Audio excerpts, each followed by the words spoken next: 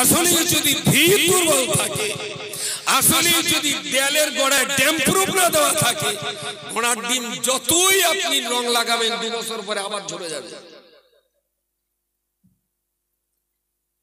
আমি এই জন্যই বলছিলাম যে বাঙালি মুসলমানের ধর্মের আবেগ আছে, উদ্বেগ আছে, প্রেম আছে, ভালোবাসা আছে, ধর্মের জন্য অর্থ জীবন সব দিতে পারে, কিন্তু এরা ঘোড়ার ডিম ধর্ম বোঝে।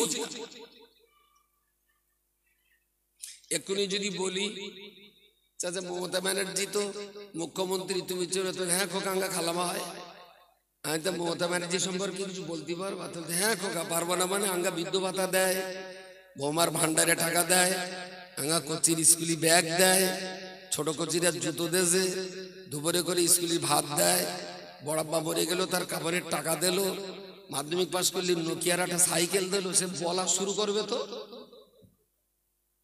সেই চাচাটা যদি ঘুরিয়ে জিজ্ঞেস করেন চাচা ওই আমরা যে আল্লাহর মানি এই আল্লাহ সম্পর্কে একটু কিছু বলো দিন চাচা, মুক্কু সুক্কু লোক ওসব মলসাবরা জানে কোকা, আমি তো বলতে রেলতে পারবো না। আমার কথাটা কি বড্ড আনকাপানা লাগছে? অসামঞ্জস্যতা মনে হচ্ছে বা অফেন্সিভ বলে মনে হচ্ছে আমার কথাটা? তাহলে যে মানুষটা মমতা ব্যানার্জিকে নিয়ে ভেবেছে বলে তার সম্পর্কে 10 মিনিট 20 মিনিট 8 ঘন্টা অনর্গল বলতে পারবে, জিন্দেগিতে কোনোদিন আল্লাহকে নিয়ে ভাবিনি বলে 5 মিনিট বলাতে ভুল নেই।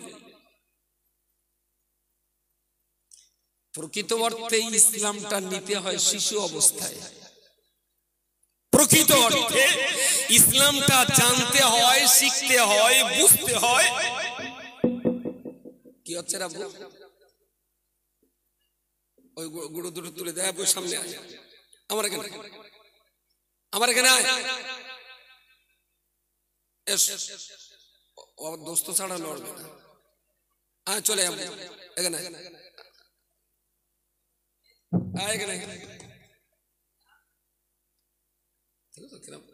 আচ্ছা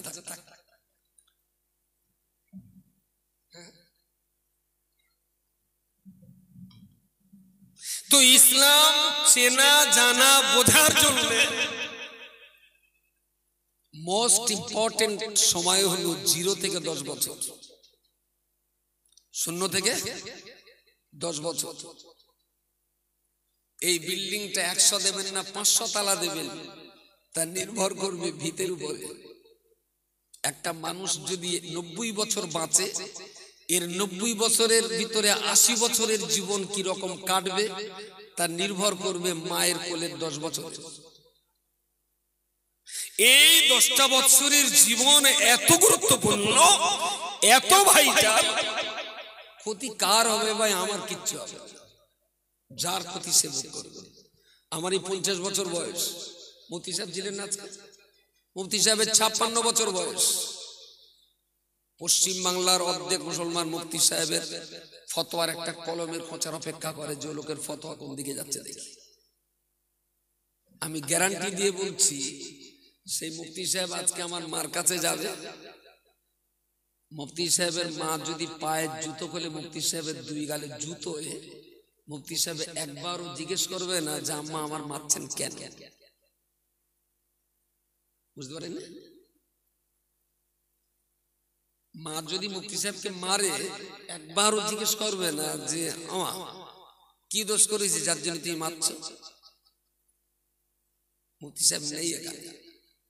কালকে আমার এই কথাটা মুফতি সাহেব জিজ্ঞেস করবেন যে হুজুর মাতিন বলছিল এরকম যে মা যদি এরকম রাত্রিবেলা আপনার মুখে জুতোর বাড়ি মারে তা আপনি কিছু বলবেন না? দেখেন না কি বলেন।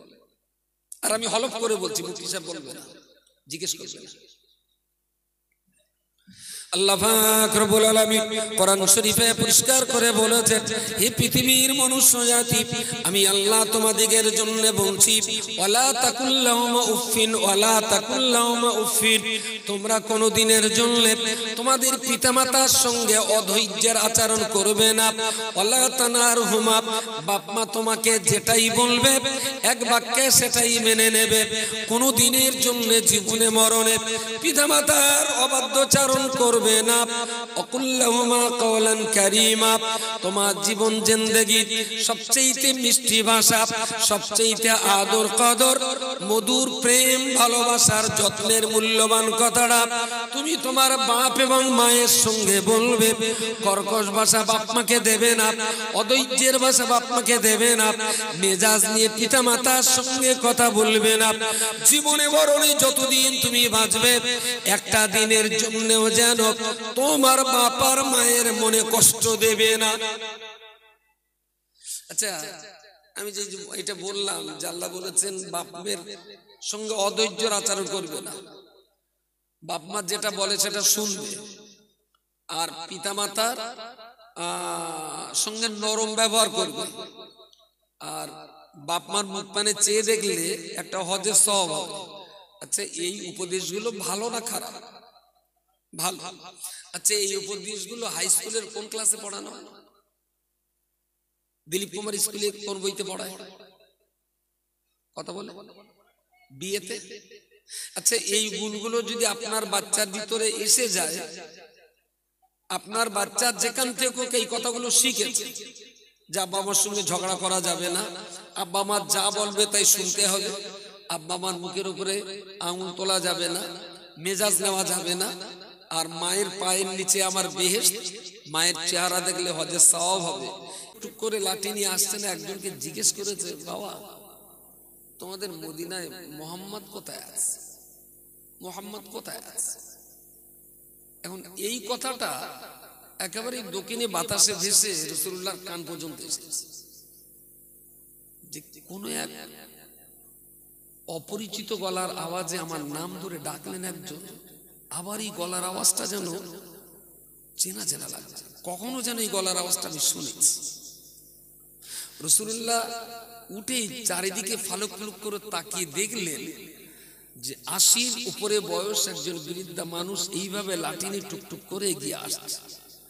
এত দূর থেকে হাঁটনির অবস্থা দেখেই রাসূলুল্লাহ বুঝতে পেরেছেন যে এটা আমার শিশুকালের দুধ মাতা তায়েফের সম্ভ্রান্ত বংশীয়া বনি সাদ গোত্রের মা হালিমা সাদিয়া রাদিয়াল্লাহু আনহা। সুবহানাল্লাহ, সুবহানাল্লাহ। একেবারে রাসূলুল্লাহ সাহাবীদের ভাই, আজকে তোমাদের ছুটি, যাও, যা যা তোমরা কাজে যাও।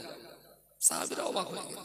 রাসূলুল্লাহ আস্তে আস্তে যে মায়ের পিঠে এক হাত, আর ঠিক কোমরের নিচে আর হাঁটুর উপরে এইরকম জায়গায় আর একটা হাত দিয়ে বৃদ্ধা মহিলাকে কোলে তুলে নিলেন। বৃদ্ধা জিজ্ঞেস করলেন, কোথায় নিয়ে যাচ্ছ বাবা? রাসূলুল্লাহ একটু ঘুরিয়ে বললেন, আপনি যার সন্ধান করছেন আমি তার কাছে নিয়ে যাচ্ছি। সুবহানাল্লাহ বলেন। এখন রাসূলুল্লাহ আরেকজন বুড়ি মানুষকে কোলে নিয়ে যাচ্ছেন, সাহাবীরা দেখে তো হতবাক। রাসূলুল্লাহ বাচ্চা কাচ্চা একটু পছন্দ করতেন, কার বাচ্চা কাচ্ছিল সব দেখা দেয়নি, রাস্তায় কচি কাঁচা থাকলে রাসূলুল্লাহ কোলে তুলে নিতেন, এটা তার আদর্শ ছিল। বুড়ি মানুষকে কোলে নিয়ে যাচ্ছেন, সবাই একটু হতবাক হলো, কি ব্যাপার দেখতে হবে। রাসূলুল্লাহ নিজের জায়গাতে গেলেন, মহিলাকে দাঁড় করিয়ে দিলেন, গায়ের চাদরটা এরকম একটা গায়ের চাদর একদম ভাঁজ করে করে খুব ছোট করলেন, ঠিক এরকম করে দিলেন যাতে একটু নরম হয়। আসলে মায়ের শেষ বয়সে আরামে বসবেন, পাছায় আর গোস্ত নেই, হাড় পাকানা সার, আবার এখানেও তো পাথর আর গায়েও তো হাড়, হাড়ি আর পাথরে ঘর্ষণ লাগলে আমার মায়ের বসতে কষ্ট হবে। তাই চাদরটাকে ভাঁজ করে ছোট্ট করে মা হালিমাকে ধরে সেই চাদরটার উপরে বসিয়ে দিলেন। বলুন সুবহানাল্লাহ। সাহাবীরা এতটুকু পর্যন্ত জানেন, তারপরে রাসূলুল্লাহ ওদের সরিয়ে দিলেন, বলছে তোমরা যাও। হালিমা জিজ্ঞেস করছেন, চোখে ভালো দেখতে পান না, বয়সের ভারে নেই, বলেছেন কে তুমি বাবা? রাসূলুল্লাহ একেবারেই কানের কাছে মুখটা দিয়ে বলছেন, আম্মু আমি মুহাম্মদ, আমি মুহাম্মদ। আম্মা জান হালিমাতুস সাদিয়া রাদিয়াল্লাহু তাআলা আনহা জীবনের শেষ প্রান্তে পৌঁছেছে, রাসূলুল্লাহর কাঁধের উপরে হাতটা চাপিয়ে দিয়ে মাথাটা বুকের ভিতরে নিয়ে হাউমাউ করে কেঁদে ফেললেন। কচি 4 বছর বয়সে দুধ খাইয়ে তোকে তোর মায়ের কাছে রেখে গিয়েছিলাম। জীবনে অনেক চঞ্চলতা, ব্যস্ততা, অস্থিরতার কারণে আমি আর তোমার খোঁজ নিতে পারিনি বাবা। বহুদিন তোমার সঙ্গে আমার সাক্ষাৎ হয়নি। মাঝখানে একটা টাইমে শুনেছিলাম বাবা, তুই নাকি মক্কা ছেড়ে তায়েফের মাটিতে গিয়েছিলিস, তুই নাকি কোন নতুন ধর্মের কথা প্রচার করতে গিয়েছিলি। আমার তায়েফের মানুষেরা তোকে মারপিট করেছিল, তোর দেহ থেকে রক্ত ঝরিয়ে দিয়েছিল। আমি তো দুধ মা হালিমা, আমি সেদিন বড় কষ্ট পেয়েছিলাম। আমার ঘর থেকে বেরিয়ে তায়েফের রাস্তার অলিতে গলিতে খাজুরের বাগানে ঘুরে ঘুরে আমি তোরে খোঁজার চেষ্টা করেছিলাম বাবা। আমি তোর সন্ধান করতে পারিনি। শুনেছিলাম ওরা তোর মাথা ফাটিয়ে দিয়েছে, ওরা তোর প্রচন্ড মারপিট করেছে বাবা মুহাম্মদ। তুই আমার বুকের দুধ খেয়ে বড় হলি বাবা, আর আমার তায়েফে যে তোর মার খেতে হলো। আমি সেদিন তোর পাশে দাঁড়াতে পারিনি। আমি হালিমা জীবনের শেষ প্রান্তে এসে মুহাম্মদ তোর কাছে আমি ক্ষমা চাইতে এসেছি। আমার তায়েফের মানুষেরা তোরে মেরেছিল, আমি তোর মা হয়ে সেদিন থাকাতে পারিনি। আমি তোর মা হয়েও আমার আঁচলের কোণায় তোর জায়গা দিতে পারিনি বাবা, যার জন্য আমি এই শেষ বয়সে তোমার কাছে ক্ষমা চাইতে এসেছি। বিশ্বনবী মুহাম্মদুর রাসূলুল্লাহ সাল্লাল্লাহু আলাইহি ওয়াসাল্লাম হালিমা চোখের পানি মুছিয়ে দিয়ে বললেন, আম্মু না না, আপনার কোলে বসে জীবনের প্রথম দুধ পান করেছিলাম মা, তুমি আমার কেন খোঁজ নিতে যাবে? ও মা হালিমা, তোমার বুকের স্বর্গীয় সুধা আমি পান করেছিলাম। আমার দায়িত্ব ছিল তোমার খোঁজ নেওয়ার আম্মু, আমি তোমার খোঁজ নিতে পারিনি মা। আমি আল্লাহর কোরআন আমার উপরে দিয়েছেন, আল্লাহর কোরআন নাযিল হওয়ার পরেতে কোরআন প্রচার করার ব্যস্ততায় মা তোমার খোঁজ খবর আমি দিতে পারিনি। আমার অপরাধকে তুমি মাফ করে দিও। দীর্ঘ জীবন পাড়ি দেওয়ার পরেতে হালিমার রাসূলুল্লাহ সাক্ষাৎ হলো। একজন আর একজনের মাথা বুকের ভিতরে নিয়ে কত কান্না, কত আদর আর কত যত্ন। একটা টাইমে চোখের পানি মুছিয়ে মা হালিমা বললেন, বাবা শুনেছিলাম মক্কার মানুষেরা তোরে তাড়িয়ে দিয়েছে। ও বাবা মুহাম্মদ বল বল, আমার বাড়িতে 4 বছর তোকে রেখেছিলাম, তো ত্রুটি বিচ্যুতি আর দোষের জন্য একটা দিন বিচার করতে হয়নি, তোর কারণে কোনোদিন অন্যায় কথা শুনতে হয়নি। 4 বছর মুহাম্মদ আমার বাড়িতে রেখে লালন পালন করেছিলাম, একটা দিনেও তুমি আমার কাঁটায় পেশাব করোনি। আমার প্রতিবেশী ছেলে মেয়েদের সঙ্গে তোমার কোনো ঝগড়া হয়নি। বাচ্চা বয়সে তোকে ভালো জানতাম, ভালো চিনতাম। কি এমন অপরাধ তুমি করেছো বাবা, মক্কার মানুষেরা তোমায় তাড়িয়ে দিল? মা হালিমা বললেন, রাসূলুল্লাহ জবাব দিয়ে বললেন, আম্মু আমার অপরাধ কিছু ছিল না। আল্লাহ আমার উপরে কোরআন নাযিল করেছেন। ওই কোরআনের কথা শুনে দেশের জনগণ যখন ইসলামের কলমা পড়ছিল, ওরা তখন আমায় মারা ষড়যন্ত্র করলো। আল্লাহ আমাকে মদিনায় আসতে বললেন। আমি মক্কার জমিন ছেড়ে দিয়ে আল্লাহর কোরআনটা বুকে পাঁজা করে মদিনায় চলে এলাম। বললেন, বাবা কোরআনের ভিতরে কি আছে?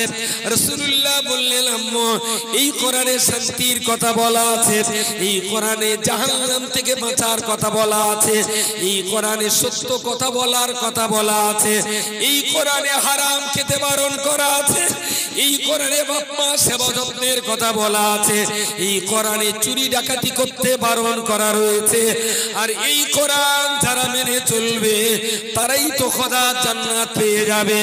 আরে কোরআন যারা মানতে পারবে না তারা তো আল্লাহ জাহান্নামের আগুনে পড়বে। হালিমা বললেন, বাবা কোরআন মেনে তুই আমার ছেলে হয়ে জান্নাতে যাবি, আর কোরআন না মানার কারণে আমি হালিমা কি জাহান্নামের আগুনে পুড়ে মরব। তখনও পর্যন্ত হালিমা ইসলামের কলমা পড়বেন এই সময় হয়নি, দেখা তো হয়নি। বললেন কোচি, তুই কলমা পড়ে কোরআন পড়ে জান্নাতে যাবি, আর আমি কোরআন না পড়ে কোরআন না জেনে জাহান্নামে যাব, তুই কেটা চাস তোর মা জাহান্নামী হোক? রাসূলুল্লাহ বললেন না। তাহলে তোর মা কি করে জান্নাতে যাবে চিন্তাটাও তোর করতে হবে। নবী আমার বললেন আম্মুজি, আল্লাহ পাক রব্বুল আলামিন আমায় বারণ করে দিয়েছেন, লা ইকরাহা ফিদ্দিন, ধর্ম নিয়ে কোনো জোর জবরদস্তি হবে না, ধর্ম নিয়ে বাড়াবাড়ি করা যাবে না। যারা কলমা পড়তে চায় তাদের পড়ানো যাবে, কেউ যদি কলমা পড়তে না চায় আমার আল্লাহ জোর করে কলমা পড়তে বারণ করে দিয়েছেন। আম্মু আমি তোমাকে কলমা পড়তে বলবো, আর তোমার ভিতরে যদি পড়ার ইচ্ছা না হয় তাহলে তুমি মনে মনে কষ্ট পাবে। আমি বেটা হিসেবে তোমাকে এতটুকুও কষ্ট দিতে পারি না। জোরে বলুন সুবহানাল্লাহ। বলে কোচি, পৃথিবীর কোন মা যদি তার বেটার হাত ধরে জান্নাতের পথ পায় তাহলে বল সেই মার কপাল কত ভালো। হালিমা হাতটা বাড়িয়ে দিলেন, রাসূলুল্লাহ ঈমানের কলমাটা পড়িয়ে দিলেন। আচ্ছা, সাহাবীরা জিজ্ঞেস করলেন, ইয়া রাসূলুল্লাহ, জিবরাইলকেও আপনার কাছে আসতে দেখেছি মানুষের চেহারা, চলে যাওয়ার পরে আপনি আমাদের বলেছেন এটা জিবরাইল ছিল, কিন্তু কোনোদিন তো জিবরাইলকে দেখিনি যে তার জন্য আপনি চাদর বিছিয়ে দিয়েছেন। আর কোথাকার একটা গ্রাম্য মহিলা আসছিলেন, আপনি তাকে কোলে করে এনে চাদর বিছিয়ে দিলেন। রাসূলুল্লাহ বললেন, দেখো, যার বুকের স্বর্গীয় সুধা দুগ্ধ পান করে আমি বড় হয়েছি, ওটা তো চাদর বিছিয়ে দেওয়া নয়। আল্লাহর শরীয়তে যদি জায়েজ থাকতো আমি আমার বুকে চামড়া ছিঁড়ে তার উপরে আমার মাকে বসতে দিতাম। সুবহানাল্লাহ। শুধু শরীয়তে নিষেধ রয়েছে তাই দেইনি। আমি যত বড়ই নবী হই না কেন, আমি তো ওই মায়ের বুকের দুধ খেয়ে মানুষ। আচ্ছা, এই উপদেশ, এই নসিহত, এই শরীয় সুধা, এই অমীয় বাণী আপনার ছোট্ট কচির মাথার ভিতরে যদি ঢুকিয়ে দেওয়া যায়, আল্লাহর জাতের কসম, সেই ছেলে সেই মেয়েকে রাত 12টায় যদি বলবেন পুকুরে ঝাঁপ দিতে, আপনার কচি একবারও জিজ্ঞেস করবে না, আম্মু তুমি এত রাত্রিতে এই ঠান্ডায় আমাকে পুকুরে লাভাচ্ছ কেন? আমার কথা কি মাথায় ঢুকেছে? আমার মার নাম ফাতেমা, 75 বছর বয়স, আমার মায় 75 বছর বয়সে এখনো বলছি কি মুফতি সাহেব হই কি আমিও হই, মা যদি পার জুতো খুলে দম ভর জুতোই, এখনো মার সামনে এই কথাটা বলার হিম্মত নেই যে মা মারছ কেন। কারণ আমি বুঝে গেছি ওই মায়ের পায়ের নিচেই আমার বেহেশত। তো বেহেশতের চৌকাটায় ঠোকাঠুকি লেগে যদি জ্বালা করে তাতে কষ্ট পাওয়ার কিচ্ছু নেই। যদি এই কথাটুকু 0 থেকে 10 বছরের ভিতরে যদি বাচ্চার মাথায় ঢোকাতে পারেন, আমিও বলছি আপনার সন্তান কলিজার শেষ রক্তের ফোঁটা দিয়ে আপনাকে ভালোবাসবে। আর তা না হলে গ্রামে 3টে ছেলে, তাদেরও গতর ভালো, আর 3টে বউ হয়েছে, সেও তো একটা জলস্থির মতন, কেটে দিলে উত্তর পাড়ার লোক খেয়ে ফুরোতে পারবে না। বুড়ো বাপ আর মা দুমুঠো ভাত ওদের হাঁড়িতে হয় না। আছে এরকম পরিবার? হ্যাঁ, দোষ কার? বাপ মার দোষ। যদি ভিতের তলায় ঠিক পড়া ইট দিয়ে আর ড্যাম্প্রুফ দিয়ে যদি ভিতটা তৈরি হতো তাহলে এই দেওয়ালে আর নোনা লাগতো না। আমি আবার বলছি, এই মসজিদ দারুণ সুন্দর শান শওকতপূর্ণ মসজিদ করেছে, এই মসজিদ হবে আপনাদের জাহান্নামের কারণ। মসজিদটা দারুণ দামি, দামি মসজিদ ছাড়া, যেহেতু দামি মসজিদ, এখানে মনে হয় আত্মীয় তো না পড়লেও হবে নামাজ। হ্যাঁ, মসজিদ তো দারুণ সুন্দর, তা যদি না হয় তাহলে মুসল্লি পাকা হয়ে মসজিদ কাঁচা হলি ক্ষতিটা কি ছিল? আর কাঁচা মুসল্লিদেরকে পাকা মসজিদে নামাজ পড়িয়ে লাভটা কি হবে কচি? আমি দেখেছি মসজিদের দাম চাইলে মানুষ যে পরিমাণে আনন্দ করে টাকা দেবে, ওরে যদি একটু বসে 5টা কলমা পড়তে বললি টাকা দেবে, কিন্তু পড়বে না। কাজটা কি ভালো হচ্ছে? আমার একটু উত্তর দেন গুটি কত কথা। আচ্ছা, আমার 16 পয়সা আবার আপনার বডিতে কতক্ষণ টানবে বলতে পারছি না। 12টা 10 আর মিনিট 20 মিনিট। ওকে, মানুষের ধৈর্য সহ্যের বাঁধ ভাঙা উচিত না। 20 মিনিট। আচ্ছা, আমার একটু বলে বোঝাবেন যে মসজিদে যারা জায়গা দিয়ে গিয়েছিলেন, যারা এই মসজিদ তৈরির স্বপ্ন দেখেছিলেন, তারা হয়তো অনেকেই পৃথিবীতে বেঁচে নেই, অনেকে চলে গেছে। তাদের উদ্দেশ্য নিয়ে ভালো ছিল, আল্লাহ তাদের কবরের মাটিতে ভালো রাখুন, এটা আমাদের সর্বদাই কামনা। আল্লাহ যেন তাদের ভালো রাখেন, বলুন আমিন। আল্লাহ, এখন যেটা বলার সেটা হলো এই, আমরা যারা ইসলাম ধর্ম অবলম্বী মুসলিম আছি,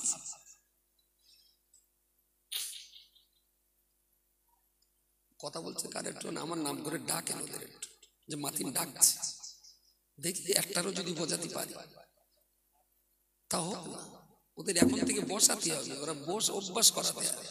বাচ্চা এখানে বসে ঘুরুক না, ওরা তো ক্লাবে ঘুরতে যায় না, বলে ওরা তো ক্লাবে যায় না, ওরা তো রং মাখতে ঘুরছে না, ওরা ধর্মের জায়গায় বসে হোড়া মসজিদে চিৎকার করুক, হুড়ুড়ি করুক, তবুও কখনো কোনো বাচ্চাকে মসজিদে বকাবকি করেন না। এখন থেকে যদি বাচ্চারা মসজিদে হুড়ুড়ি আসুক, হুড়ুড়ি করুক, লাফালাফি করুক, কিন্তু দিনের শেষে উত্তর এটাই হোক যে মসজিদে আসা অভ্যাসটা হোক, তাই না? এখানে হুড়ুড়ি করলে যদি বকেন, হাঁকা দেন, তাড়া দেন, তাহলে কালকে আর আসবে না, তাতে কি লাভ হবে? আরো ক্ষতিটা হবে। মসজিদে নববীতে যারা গেছেন তারা নিশ্চয়ই আমার কথা সাক্ষী দেবেন। নামাজে দাঁড়িয়েছেন তো, এই এক কাতার সামনে, এক কাতার পর পর কাতার, আর এই গুঁড়ো গুঁড়ো কচি একটা তাড়া করবে, আর 2 কাতারের মাঝখান দিয়ে তীর গতিতে দৌড়বে, তাতে ওর কিনে টিনে আপনার পেটে টেটে লাগবে।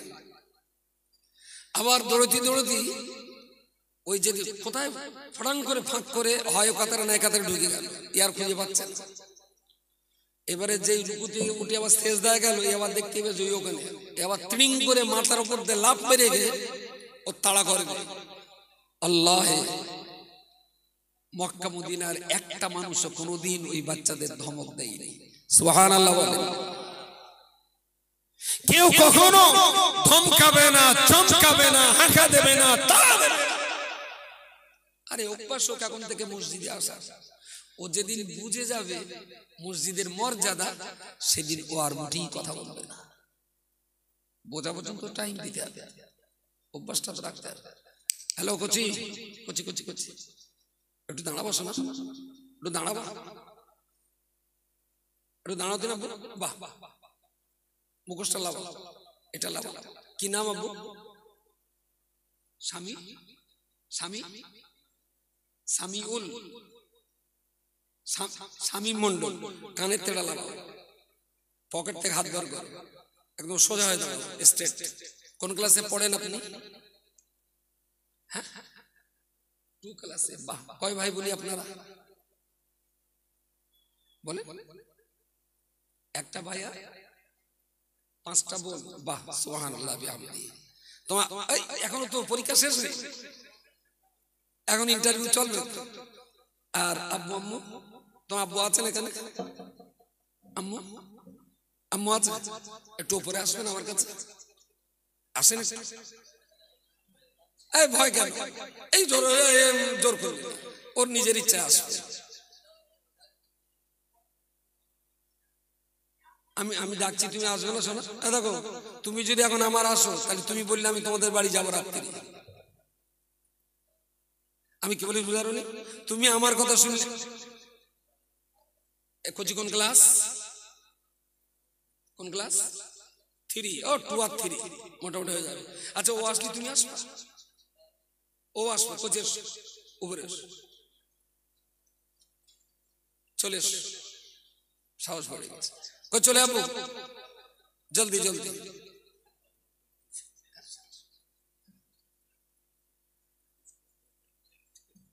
একদম না, কালেকশন করার কোনো পরিবেশই নেই এখানে। আমি দেখে একটু সাইজ করতে পারি, শুধু কালেকশন কালেকশন, মাথা খারাপ। আসসালামু আলাইকুম, ভালো আছেন গুরু? আসুন, 2 হাত 2 হাত, বাহ, থ্যাংক ইউ সো মাচ।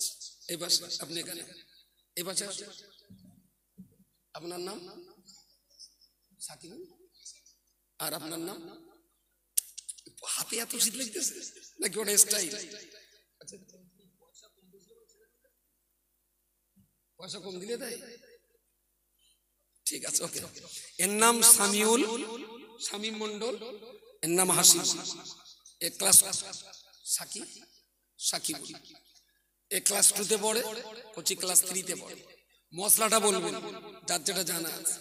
এই কোচিটা পাততে বলা পর্যন্ত যা পোশাক পরে আছে, মোটামুটি ধরুন একদম ফেলে জেলে 500 টাকা। আর এই কোচি যে পরে আছে ধরে নেন 500 টাকা। আচ্ছা, এই কোচিটার যদি এখন জামা প্যান্ট খুলে উলঙ্গ করে দেওয়া হয়, ঠান্ডা লাগবে, এটা কষ্ট হবে। বাকি শরীয়তের মশলায় হারাম হবে? যদি এর জামা কাপড় খুলে দিই, ঠান্ডা লাগলে একটু কষ্ট হবে, কিন্তু শরীয়তের মশলায় হারাম হারাম। তাহলে আপনার জন্য একটু বাহাস করে নেন, আমি একটু। কেউ বলেছেন হবে, কেউ বলেছেন হবে না। অ্যাকচুয়াল শরীয়তের মশলা হলো, এরা বা নারী বা পুরুষ যেদিন থেকে সাবালক বা সাবালিকা হন, সেই দিন থেকেই পুরুষ হলে নাভি থেকে হাঁটু পর্যন্ত, আর নারী হলে নারীর যা অঙ্গ আমরা বুঝি পুরো অঙ্গটা ঢেকে রাখা, সেই দিন থেকে ফরজ, যেদিন থেকে মানুষ সাবালক হবে বা সাবালিকা হবে। আর সাবালক সাবালিকা হওয়ার আগ পর্যন্ত যারা পড়েছে, এটা মোবা, এটা মোবা। যদি এইরকম কোচি সারাদিন উলঙ্গ হয়ে ঘুরে বেড়ায়, এরও গোনা হবে না, এর বাপেরও গোনা হবে না, এর মারও গোনা হবে না। কারণ এদের উপরে পোশাক পরা এখন শরীয়তে জোরে বলে ফরজ না। তবে ফরজ কবে থেকে? যেদিন থেকে সাবালক সাবালিকা হবে, তারপর থেকে যদি ছেলে উলঙ্গ হয়ে ঘোরে, তারও গোনা হবে, তার বাপ মারও গোনা হবে। মশলাটা ক্লিয়ার? আচ্ছা, এই কোচিরা 2 তে পড়ে, মানে হার্ডলি 7 থেকে 7.5 বছর বয়স হবে। তা মোটামুটি জন্ম থেকে পর্যন্ত কিছু কম বেশি 5,000 টাকার পোশাক তো পরেছে। এই 5,000 টাকার পোশাক জলে গেছে, মোবা না পরালেও কোনো। আর এর তো স্টাইল আর একটু ভালো, এর অন্তত 10,000 টাকার পোশাক তো গেছেই গেছে, একদম পুরো বেকার হয়ে গেছে। এই উলঙ্গ মানুষ করলেও কোনো গোনা হতো না। কোচি, তোমরা ন্যাংঠলি কোনো পাপ হবে না, তোমারও তাই। এখন যদি না না এখন যদি তুমি ন্যাংঠতি পারো, তাহলে মোটামুটি এই ক্যাশ 1,000 টাকা, ওদের প্যান্টটা খুলে আবার পরে এই টাকাটা বাড়ি যাবে।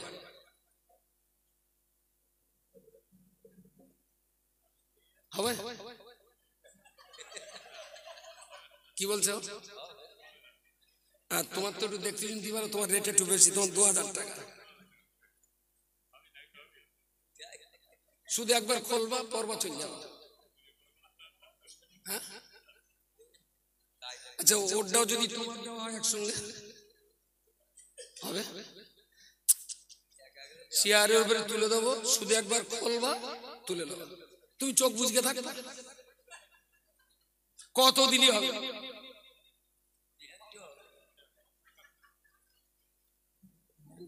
আমি দেখে লিখছি, কতক্ষণ তুই থাকতে পারিস। গন গুনে অন্তত দেখ একবার মনে,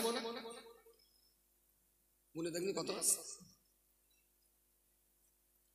3 4 5 6 7 8, চালা চালা 9 10 11, কত আছে? 6000 কত হবে? কত হলি হতে পারে? তুমি কত হলি হবে? 10 হলি?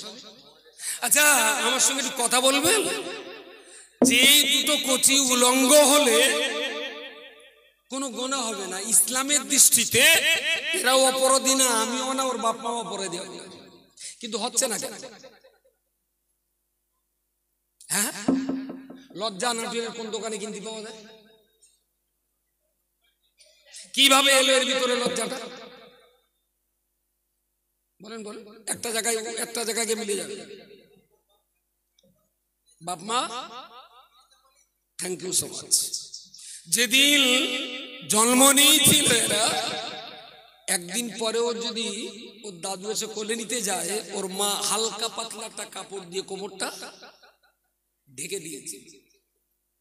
আর সেইখান থেকে ধীরে ধীরে ধীরে ধীরে বাবা মা জামা কাপড় পরিয়ে পরিয়ে ওর এমন বদভ্যাস করে ফেলেছে যে সমাজে কারোর কাছে আর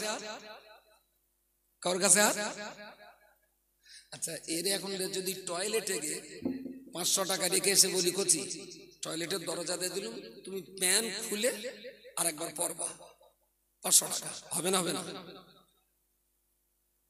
টয়লেটে গিয়ে দিকে পার্টি বুঝতে পারি টয়লেটে তুই কেন, তোরা আব্বা উলেবে, আমার দিনে আমি হলো। ওখানে কোনো লজ্জার ব্যাপার কেউ তো দেখতে পাবে না, লজ্জা তো লোকে আমাকে বলবে এই বাচ্চাটার বয়স 7, এর বয়স 8, 6000 টাকা দিলাম। আচ্ছা তোর মনে হচ্ছে তুমি গল্প দিচ্ছি, সত্যি একদম দিয়ে দেবো, আল্লাহ দেয় না, একটুখানি প্যান খুলিয়ে নেবে, হয়তো মনে করতে হুজুর বোধহয় গল্প দিচ্ছি আর কিছু কি বলতে এখনো দেখ একবার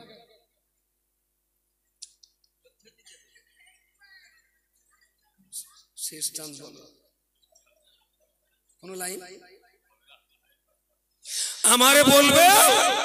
তাহলে এই দুটো সোনার চাঁদ মা কাপড় পরানো অভ্যাস করেছে বলেই 6000 টাকা দিলেও এই সমাজে প্যান খুলতে পারলো না।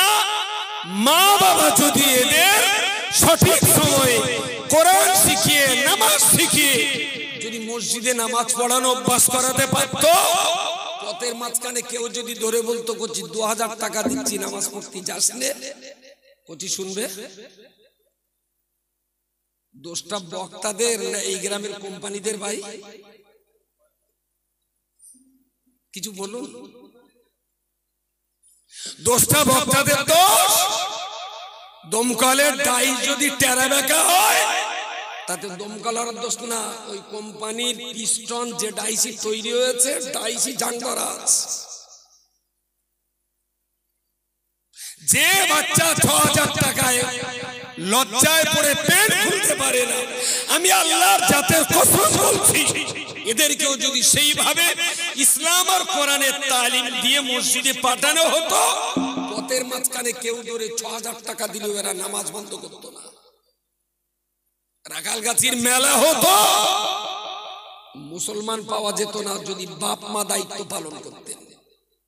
মেলা বসবে না কেন? ভারতবর্ষ স্বাধীন দেশ, যে যার মতন কাজ করতে পারে, অধিকার আছে। মেলাওয়ালা মেলা দেবে, সওয়ালা সভা দেবে, মানুষ যার যেরকম রুচি সে সেরকম জায়গায় যাবে। মেলাওয়ালার পক্ষে আমার যারা মেলা দেয় আমি তাদের বিরুদ্ধে লড়াই নয়, মুসলমানের বাচ্চা মেলায় যায় বাপ মা কটার বিরুদ্ধে আমার অভিযোগ। সন্তান যদি তৈরি করতে পারতাম, ওরা মেলা দিত, 1 বছর দিত, 2 বছর দিত, তারপর যখন দেখতে পাচ্ছে আইসক্রিম সব গলে যাচ্ছে ব্যবসা ছেড়ে দিত। শেষ চান্স। খালু দুজন মিনিট যুক্তি করে দেখতে পারতে হবে, কোন লাইন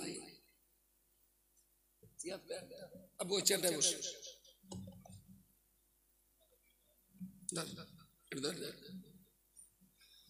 এবার শেষ করে দেয়, বাকিটা যার ক্ষেত তার বুদ্ধি। 1 বিঘে জমিতে বছরে ধান চাষ করলে 5-6 হাজার লাভ হবে। কত হবে লাভ? 1 বিঘে জমিতে ধান চাষ করলে কত লাভ হবে? তাড়াতাড়ি বলো। মোটামুটি 5,000 হবে। 5,000 লাভ হবে। আর 1 বিঘে জমিতে যদি ঠিকঠাক গাঁজার চাষ করা হয় না, একে বছরে 5 লাখ লাভ হবে। গাঁজার চাষে প্রচুর লাভ। ধান চাষে 5,000, গাঁজা চাষে 5 লাখ। তবে ধান চাষ করে বুক ফুলিয়ে বাদুড়ের চৌরাস্তায় বলা যায় যে আমি জমিতে ধান করেছিলাম 5,000 লাভ হয়েছে। গাঁজা চাষ করে ওখানে বুক ফুলিয়ে বলা যায় না যে আমার জমিতে গাঁজায় 5 লাখ লাভ হয়েছে, তাই না? এখানে মালও যেরকম বেশি, ভয়ও এরকম বেশি। যদি একবার ধরা পড়ে 12 বছর জামিন হবে না। আর ধান চাষ করে বুক ফুলিয়ে, ক্ষেতটা আপনার। যদি ধান চাষ করেন 2টো ভাত খেয়ে ঘুমানো যাবে। আর যদি গাঁজার চাষ করেন তাহলে গাঁজা করে জুতোর বাড়ি খেতে খেতে বাপমা করার কবরে যেতে হবে, এটাও যেন মনে থাকে। বাকি সঠিক হিসাব সময় বলবে, সঠিক পরিণতি সময় বলে দেবে। একটু দোয়া সবরস্তানি হবে। সকলে আসুন প্রিয় রাসূলের শানে একটু দাঁড়িয়ে সালাম পড়ে নিয়া নবী।